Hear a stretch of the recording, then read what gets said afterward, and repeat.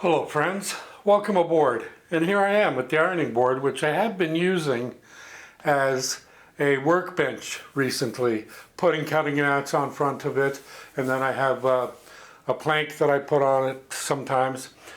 But even with all that, I realized that it was not going to be too long before I started to penetrate or cut or make holes in the new ironing board cover that I just got.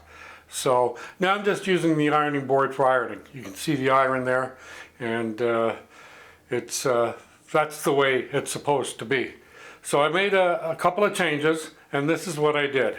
Now on this table, you can see the sewing machine, the Singer 4432 on the left side, and over here on the right side I have the Singer SERGER. And the SERGER is the Singer Heavy Duty X5004.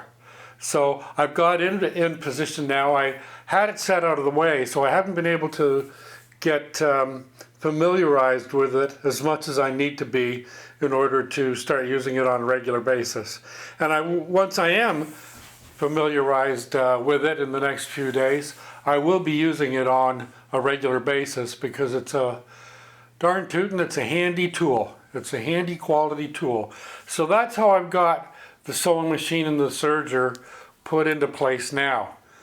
And right over here is the ironing board, as you may remember if you've been here before.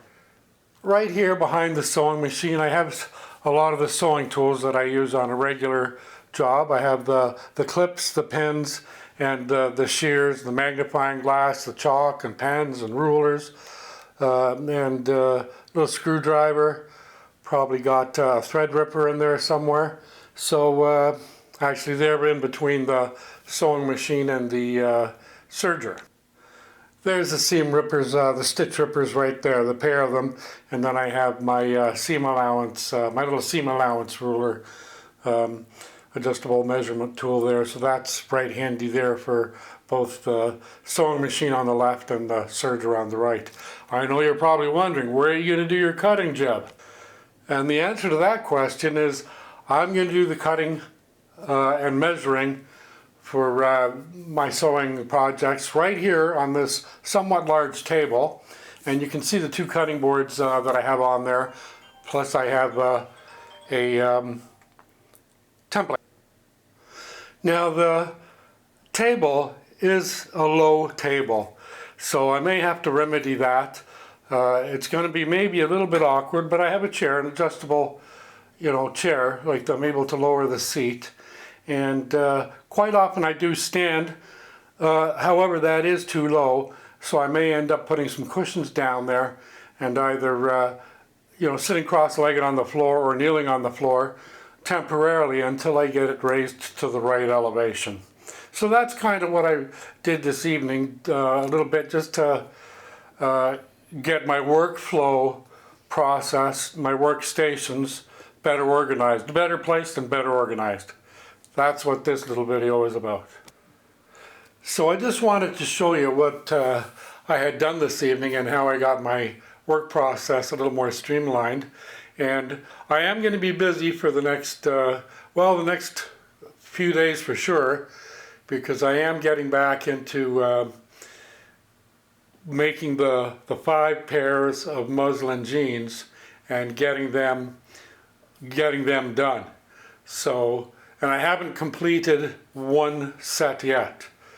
I do have the front and backs and all the other parts, the zipper and the yoke and the waistband and belt loops for the first 2 pairs, but I still have to do all that for these last 3 pairs plus the back legs as well.